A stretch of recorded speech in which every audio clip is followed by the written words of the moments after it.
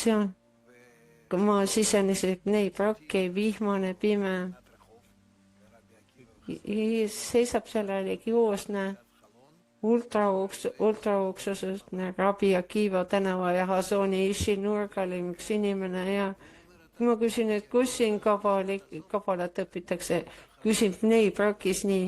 Ja ta ütleb, pööra paremale ja sõida lõpuni vasakpoolsesse viimasesse mai ja viljapuuaia vastas, kus nad kabalat õpivad. Kui ma seda Rafossile ütlesin, ütles ta, see oli ingel.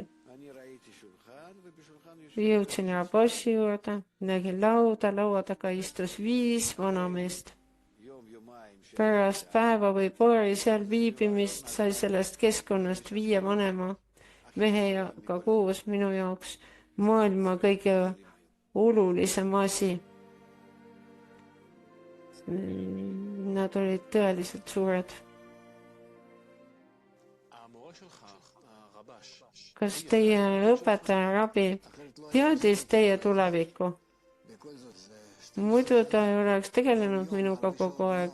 Ometi olime koos 12 aastat päevast päeva, palju tunde päevas. Kas ta nägi teist sädet? Jaa, ta nägi. Rav doktor Mihhail Laitman õppis Rabi Baruch Shalom Halevi Ashlagi Ravši juures. Rav oli Rabi Yehuda Leib Halevi Ashlagi õpilane ja poeg, keda tunti kui Baal Hasulam.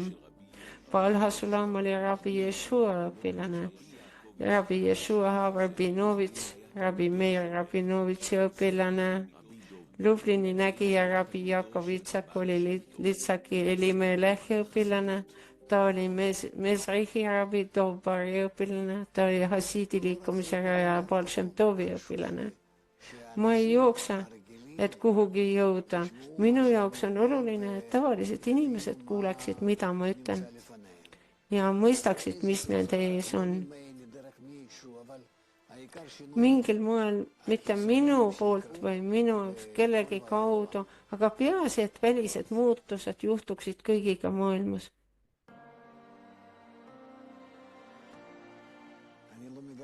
Ma ei jaga ennustusi ja ei tee mingeid üleloomulikke asju.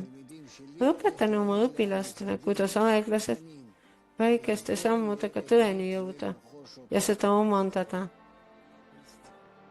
ja seda saavutada. Me ei ihka vaimset maailma avastada. Tõde on see, et ei ole midagi paljastada ega avastada, sest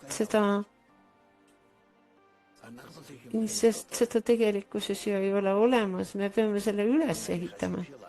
Meie suhetest, meie omadustest ehitame selle parandatud omadustest. See oli siis filmist 24 tundi kabalisti elus.